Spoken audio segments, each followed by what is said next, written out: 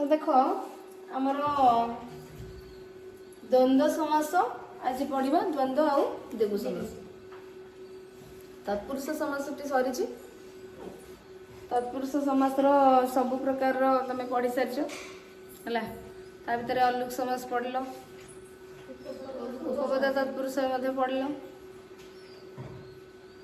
Different type रे तत्पुरुष समास टी अलग नान तत्पुरुष समास भी तुम पढ़ कर्मधारय बहुब्रीहि अव्ययभाव एड़ा अच्छी आम पढ़ा। आज मु द्वंद्व आउ दिगु समास पढ़े। तो प्रथमे द्वंद्व समास पढ़ाई तुम बही को जीवा कौन अच्छी देखा द्वंद्व समास तुम बहीटा बहीर पेज तुम टेक्स्ट बुक गछटी फूल फल भरा हो गछटी फूल फल भरा हो फूल फल शब्द दुईटी भिन्न भिन्न शब्द यथा फूल और फल फूल और फल गछटी फूल फल भरा हो फूल फल जो गोटे शब्द रही सेटा दीटा शब्द मिसिकी ना नहीं एठी गोटे शब्द किंतु फूल और फल दुईटी शब्द अच्छी तो दुईटी जाक विशेष्य पद विशेष्य जान ना नहीं फूल गोटे माने जिनसर ना फल मत गोटे जिनसर ना आम गोटे जिनस को देखले आम कहे फूल कहे तार ना हूँ फल यार ना हूँ फूल तेणु फूल और फल दुईटा जाक विशेष्य पद समस्त पदरे दुईटीर अर्थर समान प्राधान्य रोचे जमती तत्पुरुष समास आमर परपदर बा उत्तर पदर प्राधान्य रोला समास जो आम पढ़ी सेमती एथिरे किंतु दुईटा जाक पदर प्राधान्य रोची तो दुईटा जाक पदर प्राधान्य रोचे समान प्राधान्य रोची सेहीपरि दुई रु अधिक शब्द मध्य मिसी पारନ୍ତି खाली दुईटा नुह दुई रु अधिक शब्द मध्य आम मिसेकरी समास करिपरिबा जमती कि राम लक्ष्मण और सीता राम लक्ष्मण सीता तो तीन जनकर ना यहाँ रहा तीनोटी शब्द रहा एवं तीन टा जाक मिसिक एकपदीकरण होती समास होती राम लक्ष्मण सीता धर्म अर्थ काम मोक्ष धर्मार्थ काम मोक्ष चारोटी मिसिक 1 2 3 4 चारिटा मिसिक गोटे समास माने एकपदीकरण है ताहले एठी आमे कौन जानले एथिरु जणागला जे प्रत्येक पदर अर्थर प्राधान्य थाई एकाधिक विशेष्य पदर मिलन रे जेउ समास गठित हुए ताहाकू द्वंद्व समास कहा जाए बुझि परछ एठी कोन आमे देखिले प्रत्येक पद सेतरे जेतिकिटा अछि सबु पदर समान प्राधान्य रोचे प्राधान्य थाई एकाधिक विशेष्य पद ये शब्द को विशेष्य पद मिसिकी जिते बेले गोटे हो जाउछंदी समास होउची से समास को द्वंद्व समास कहा जाए। एही धारा रे गढ़ा जाई परिबो दंपति बाटघाट हरिहर लेखापढ़ा किंतु दंपति रे कोन हबो जाया ओ पति बुझि परछो जाया ओ पति दंपति तेणु ये जो दंपति तमें कहबनी दम आ गोटे पति माने सेटा संधि हो जाइछि तो जाया ओ पति जाया माने स्त्री जननी जाया भगिनी आम कहूँ ना तो जननी माने माँ भगिनी माने भौणी जाया माने पत्नी तेणु एठी जाया आउ पति मिसिकरी अर्थात स्त्री एवं पति वा स्वामी तो दंपति बाटो घाट हरिओहर लेखाओ पढ़ा बुझिपार तो ये आसला आमर विशेष्य पदर मिलन होती तुम भाव लेखा और पढ़ा तो दुटा क्रिया अरे नुह मन प्रश्न आसूँ कह ना नहीं आसुनी लेखा और पढ़ा क्रिया काम एठी किंतु विशेष्य पद लिखी केमती हम जमी आम इंग्लीश रे देखी गोटे वर्डटे नाउन रूप नहीं पारुची गोटे वर्डटे एडजेक्टिव हो पारुची प्री मॉडिफायर आम पढ़ी पार्टिसिपल्स ठीक सेमती ओडिया भाषा क्रियार माने विशेष्य रूप अच्छी तुम लेखाटा मत बहुत पसंद आसला ताले तुम लेखाटा माने तुम गोटे स्टोरी हो पोएम हो माने किसी गप हो गीत हो कि हो तुम लेखा अति सुंदर तो ये कौन अति सुंदर तुम लेखा अति सुंदर से तुम्हें बहुत भल लेख एठी क्रिया किंतु तुम लेखा तुम लेखिबा तुम लेखाटा तो लेखा आसिला विशेष्य पद। तांको पढ़ा अत्यंत प्रांजल अटे। कौन प्रांजल अटे? पढ़ाटा ना सी प्रांजल अटे? पढ़ाटा पढ़ा अत्यंत प्रांजल अटे। तो ये पढ़ा आसला विशेष्य पद ना नहीं है। तेणु ये लेखा और पढ़ा दीटा विशेष ने लेखा और पढ़ा क्रियार लेखिबा क्रिया पढ़िबा क्रियार विशेष रूप दुईटा जाक मिलन होती समास होती एकपदीकरण दुईटा जाक पदर प्राधान्य रोचे रोचे ना तुम देखुच। तो से समास को आम कौन कहले? द्वंद्व समास। बही सरीगला आउ अलग बही जीवा ना जीवा ठीक अच्छे। कौन देछि देखिबा द्वंद्व समास जेउ समास रे प्रत्येक समस्यमान पदर अर्थर प्राधान्य थाए ताहाकू द्वंद्व समास कहंती। और जानि सरलानी जेउ समास रे प्रत्येक समस्यमान पद अर्थात आमे जदी कहिबा बाट घाट लेखा और पढ़ा दिन राति जहाँ भी आम पढ़ला पूर्वतम बही कौन थी ये नहीं तार पूर्व उदाहरण कौन देछि दीटा आगुरु फूल और फल जदि आम कहबा फूल और फल मिसिकी फूल फल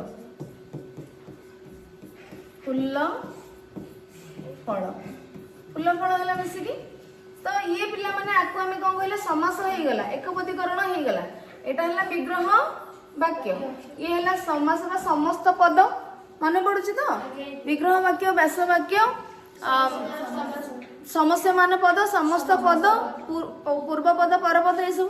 तो ये हला समस्त पद किंतु ये हला समस्या मान पद ये गोटे समस्या मान पद बुझिपारछ।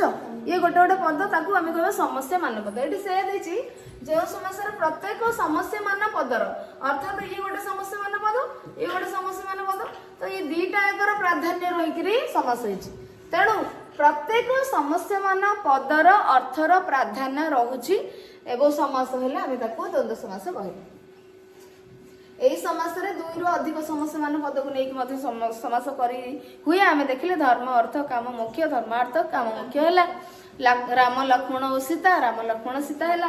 तेणु ए सब व्यास वाक्य रे समस्त किंतु एही समास रे कोन हुए व्यास वाक्य रे अर्थात विग्रह वाक्य रे जो लंबा वाक्यटी सेथिरे जो समस्या मान पद थिबे तांको मध्यरे ओ एवं प्रभृति संयोजक अव्ययर व्यवहार करा जाई थाए। बुझी पारछ? संयोजक अव्यय प्रभृति संयोजक अव्ययर व्यवहार करा जाई थाए। संयोजक अव्यय जेंति कि आमे इंग्लिश रे पढिचे कोन कंजंक्शन टा हमर संयोजक अव्यय नुहे। इंटरजेक्शन टा हमर भाव सूचक अव्यय। तो प्रेपोजिशन टा हमर संबंध सूचक अव्यय। तेणु एठी कंजंक्शन जमती कि आमे एंड करूथिले एंड जोटा एंड लगौथिले ना एंड और एमती नॉर्मल जोटा आमे एंड और कहूथे बहुत सारा तो कंजंक्शन अछि आमे पढिचे किंतु जो एमती एंड और ओ किंबा एवं एमती बेसी जोटा आमे नॉर्मली व्यवहार करथौ। तो सेमती ओडिया रे ओ एवं प्रभृति संयोजक अव्यय गुड़ाक ओ एवं प्रभृति संयोजक अव्ययर व्यवहार करा जाय थाए। अर्थात जो पद गुड़िक संयोजन जो अव्यय पद गुड़िक संयोजन करिथांती शब्द को शब्द हो जंती कि फ्रेज माने शब्दपुंजी को शब्दपुंजी वाक्यांश को वाक्यांश वाक्य को वाक्य हाँ ए मान को जे जॉइंट करथाय आमे ताको संयोजक अव्यय कहबा। सेही संयोजक अव्यय मानक भितरु ओ एवं आसिकरी ए अव्ययर व्यवहार करा जाय थाए समस्या मान पद मझिरे। द्वंद्व समास रे दुई बा ततोधिक विशेष्य पदर अथवा विशेषण पदर मध्य कोन समास होइथाय। तम बहिर विशेष्य पद अछि तो ये किसी उदाहरण अच्छी से देखा यथा प्रत्येक पद विशेष अर्थात ये प्रति पद तुम विशेष्य पद होकर अच्छी। ताले देख पुओ और झील पुओ आ झील दीटा जाक विशेष पद ना नहीं मिसिक दीटा समास होगा पुओ झील है। छात्र और छात्री तो ये पिला माने देख छात्र छात्री है विग्रह वाक्य जोटा आम पढ़ीचे विग्रह वाक्य ए संयोजक अव्ययर व्यवहार करा जायछि। ये विग्रह वाक्य ये समस्त पद अर्थात समास होगला एकपदीकरण होगला एवं दीटा जाक समस्या मान पदर प्राधान्य रोचे गोटा को छाड़ी आम आउटार प्राधान्य गुरुत्व दे परिबा नाही। बुझी पारलो? ताले एठी हला हमर द्वंद्व समास को आम कहले। छात्र छात्री छात्र छात्री, बापा और माँ, देव असुर देवासुर, दिन और राति दिन राति, सीता और राम सीताराम, हरि ओ हर हरिहर। तेणु एभଳି भाବରେ एमती रूप विद्या एवं कमा मध्य देव। जेतेबेले 2 रु अधिक आसिला तमे कमा देव, शेष पाखरे तमे आ कमा देबनी, ओ एवं लगेबो। देखो लास्ट एट देखो एटी गोटे कमा रहिला किंतु ये 3टा अछि ना 1 2 3, तो जेतेले माने जो पूरा शेष आ ता पूर्वटा जे रहबो ता पाखरे कमा न लगे कि तमे ओ एवं लगेबो। बुझि परलो? दैट इज रूप विद्या एवं विभव, रूप विद्या विभव। दैट आसला सत्य शिव सुंदर, सत्य शिव सुंदर, धर्म अर्थ काम मोक्ष, काम ओ मोक्ष, धर्मार्थ काम मोक्ष, धूप दीप ओ नैवेद्य, धूप दीप नैवेद्य, धन जन गोपाल ओ लक्ष्मी, धन जन गोपाल, काली कलम ओ कागज, काली कलम कागज, TV radio fridge, TV radio fridge. तो एभली भाबरे एमती किछि नाही एथिरे, पूरा सहज। खाली तमे माने कोन करिवो ताकू खाली अलगा करिकरी देखिवो। हां कोन हेछि चर ओ अचर, चराचर चर ओ अचर माने अचराचर संपत्ति जो आम कहे चराचर अचराचर माने जी चरी पारुथिबो, जे अचर माने स्थिर अस्थिर, अर्थात सजीव निर्जीव। बुझिपारछ? सजीव और निर्जीव। तेणु सचराचर आम कहने सचराचर, सचराचर ब्रह्मांड सबू भगवान सृष्टि। तो एमती चर अचर चराचर जोठी आवश्यक पड़ो सेठी कौन हो संधि हो। तेणु ये सबुतक पिला माने देख वृक्ष हो लता, गाड़ी हो घोड़ा, भाई हो भौणी, गमन हो आगमन, ये सब होमर विशेष्य पद। विशेष्य पद सहित विशेष्य पदर आमर समास हो। 2टा जाक पदर प्राधान्य रही। संयोजक अवय व्यवहार कर आवश्यक स्थल कमार व्यवहार कर। तो ये सब समास है तुम द्वंद्व समास। एबे आमे एमती सब अच्छी है। द्वंद्व समास रे केतेक शब्दर परिवर्तन परिलक्षित होता है। यथा एई व्यतिक्रम गुड़ाक तुम मन रखिबो। अहन और रात्रि, अहोरात्र आमे एटा मध्ये आगुरु पढिथिले। हां अहोरात्र रात्रि रु माने हर्षईकरटा कटि जिवो। अह आउ एटा अहो रात्र हेला, अहो रात्र एटा को देखिबो। अह अहन और निशा, अहर निश रात्रि, निशा माने रात्रि, रात्रि और दिबा रात्रि देव, दिबा और रात्रि दिबा रात्र, जाया और पति दंपति जंपति, पर और पर परस्पर, कुशलव कुशीलव कुशलव। ये हूँ व्यतिक्रम तुम द्वंद्व समास भितर किछिटा व्यतिक्रम अच्छी, अर्थात टिके अलग प्रकार आसूची, सीधा सीधा से शब्द गुड़िक लागू ना। तो जोटा व्यतिक्रम तुमको से भल भाव मन रखा पड़े। ये तुम सरी कौन द्वंद्व समास। दिगु समास को जीवा ठीक अच्छे। बही तुम कौन अच्छी दिगु समास विषय देखा। त्रिफला पानी स्वास्थ्य हितकर। प्रथम देखी दिगु समास त्रिफला पानी स्वास्थ्य हितकर। त्रिफला, त्रिफला शब्दटी 3 फलर समाहार रु सृष्टि, अर्थात त्रिफला कौन 3 फलर समाहार समान तार समास जदि तुम करदो त्रिफला। बुझिपारछ? अर्थात विग्रह वाक्य होची 3 फलर समाहार, समस्त पद है त्रिफला। त्रिफलार बास वाक्य बा विग्रह वाक्य होची 3 फलर समाहार बा त्रिफलर समाहार। तेणु 3 बा 3 फलर समाहार कौन हो गला त्रिफला। शब्दटीर आद्य रे संख्यावाचक शब्द 3 बा 3 रही अछि। सेही परि 4 वेदर समाहार हला 4 वेद। एहार आद्य शब्द 4 मध्य हेउची संख्यावाचक शब्द। बुझी परल कि नहीं? एठी देखो त्रिफला, त्रिफलर समाहार बा 3 फलर समाहार, ये गोटे संख्या ना नहीं। तो ये जिते समास हो जाउची एकपदीकरण होला त्रिफला हो गला। सेमती 4 वेद, 4 वेदर समाहार संख्या अछि, 4 वेदर समाहार हो गला 4 वेद।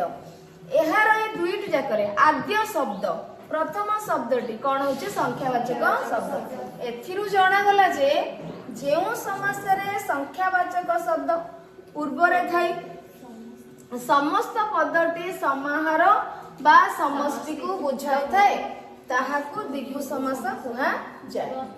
बुझि परछ? तो जेउ समास रे संख्यावाचक शब्द पूर्व रे थाई तो जेउ समास रे संख्यावाचक शब्द पूर्व रे थाई समस्त पदटी समाहार बा समष्टि को बुझाउଥାଏ ताहाकू दिगु समास कुहा जाए। देखो जेउ समास रे संख्यावाचक शब्द पूर्व रे थाई संख्यावाचक शब्द अछि पूर्व रे समस्त पदटी समाहार बा समष्टि को बुझौछि। समस्त पद कोन समाहार को बुझौनी कि चारि वेद समष्टि चारिटा वेद एकाठी हेले समस्त मान तार समष्टि हेले त हम चारि वेद कहबा। तीनटा फल रखिले त हम त्रिफला कहबा ना गोटे फल रखि के त्रिफला कहि देबा। तेणु तीन संख्यावाचक शब्द रहइबो समाहार को बुझेइबो समष्टि को बुझेइबो ताहले जाय कि हमें ताको कहबा त्रिफला दिगु समास। तो एठी ताले ताहाको दिगु समास कहंती। त्रिफला कहले कोन बुझ तीनटा का फल का माने जे कोनोसी तीनटा फल को कहले हबो। हरिडा बाहाडा अळा को मेनली मुख्यतः आमे त्रिफला बोली कही नहीं आउ चाहा आकु छाड़ी की हरिडा बाहाडा अळा याकु छाड़ी की जदी तमे आ अलगा आनिकरी माने रखिलो ताहले आमे ताकु तार समासटा त्रिफला आउ हबनी त्रिफल नले त्रिफली हब। बुझि परछ? त्रिफला कहिले केवल हरिडा बाहाडा अळा को बुझेइबो हैला। तो जदि आउ अलगा फल को तमे आनिकी समाहार करिलो ताहले तार समस्त पदडी त्रिफल नले नै त्रिफली त्रिफला आउ कहि परिबो नाही तमे। बुझि परलो? ठीक अछि। तापरे हमर सड रिपु तो सेही बळी भाबरे एही सूत्र रे कोन गडा जाई परिबो सड रिपु। सड रिपु रिपु माने कोन शत्रु तो एठी 6टा रिपु बा शत्रुंगर समाहार को से बुझौची। तेणु सड रिपु के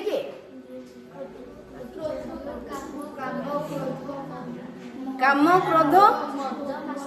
क्रोध लोभ मोह मद माश्चर्य। काम क्रोध हाँ साहित्य रे भी थिला। तो काम जानिच क्रोध भी जानिच लोभ भी जानिच मोह भी जानिच अटैचमेंट। मद कौन माश्चर्य कौन? मद माने निशा मद माने गर्व इगो या एठी जोड़ा हमर शत्रु हैला। माश्चर्य माने जेलसी हैला ईर्षा ईर्षा। तो एटा सड रिपु मनीषर ये 6टा शत्रु। पंचेंद्रिय तो तमे जानिच छाड़ पंच इंद्रियर समाहार अष्टरत्न 8टी अष्टरत्नर समाहार पंचगव्य कौन? पंचगव्य कहले कौन बुझ? गाईर माने गोमातांकर माने गोमातांक सहित संबंधित 5टी जिनस को पंचगव्य कह जाए। कौन कौन? क्षीर दही घी छेना ही परिबनी। क्षीर घी दही गोमय गोमूत माने गोबर आउ तांकर एटा होची पंचगव्य हैला हैला।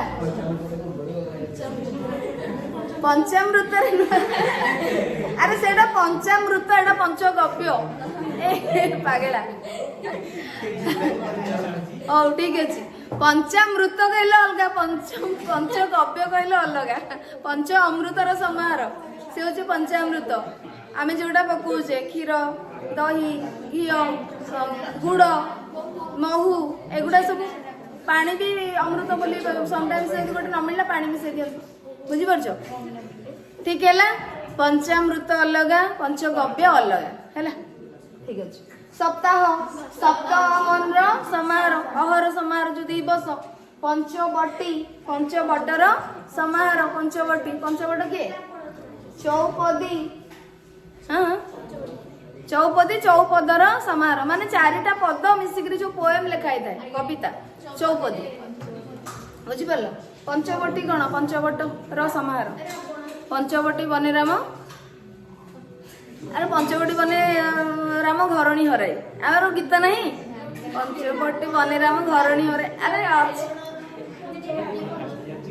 नहीं पंचवटी वन रे श्रीरामचंद्र माने सीता को हरण माता सीता को हरण कराई सी अशोक वन नहीं रखी अशोक वन नहीं रखा जाइथिला किंतु प्रभु श्री रामचंद्र पंचवटी वन रे हरई देथिले हैला।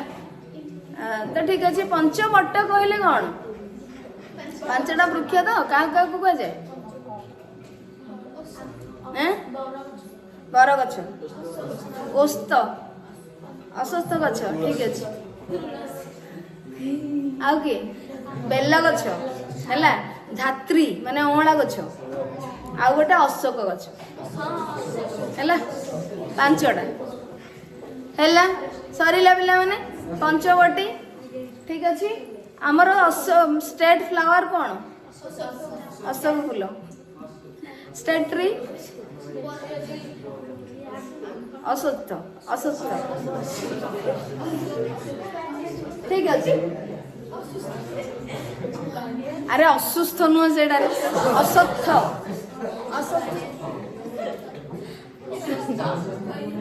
असत्थ ओस्त गछ मते ताको गां गले कहते असत्थ असत्थ हैला असत्थ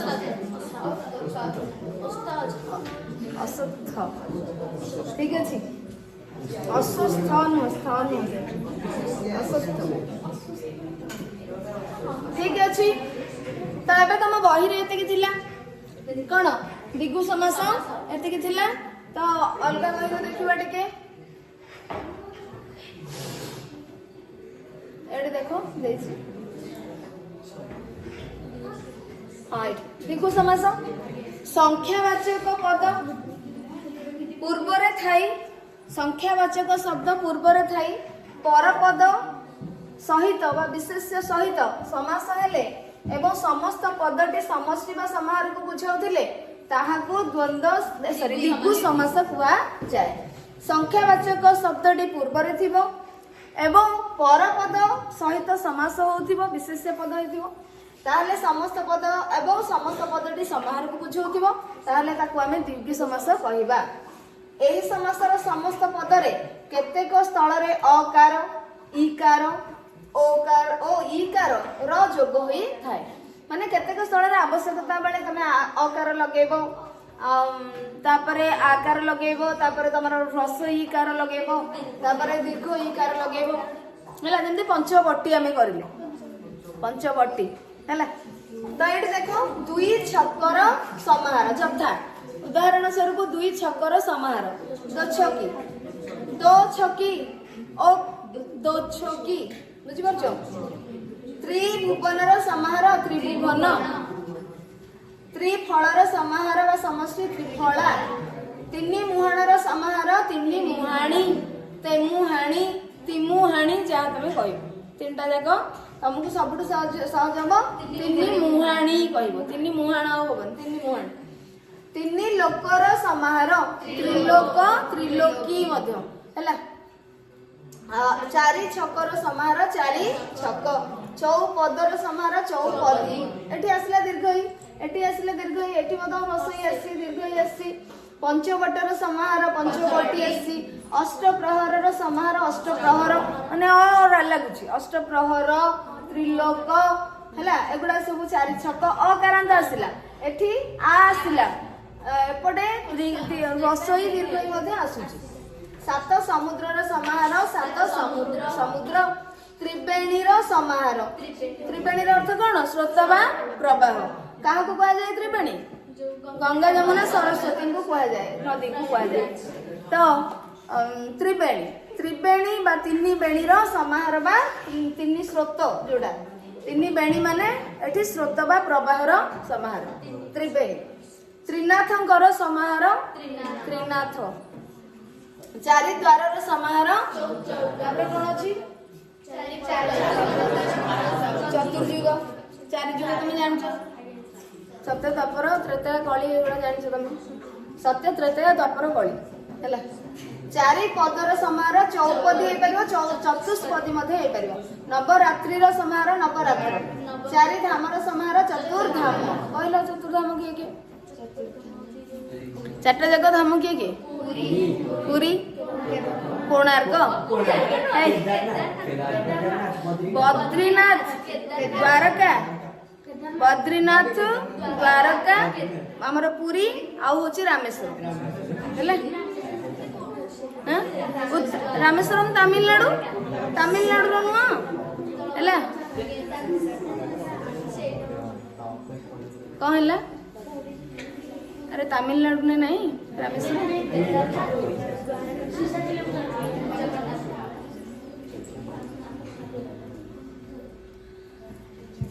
तापरे 10 नवग्रहर समाहार नवग्रह नवरत्नर समाहार आसिला नवरत्न 10 दिगर समाहार 10 दिग चतुपथर समाहार चतुष्पथ पंच नदर समाहार पंच नद नद माने कौन नद को पुल्लिंग कह जाए नद आ नदी हूँ तार स्त्रीलिंग है पंच नद किए किए पंच नद क्या कह जाए सिंधु सिंधु नदी सतलेज झेलम चेन्नाब आउ राबी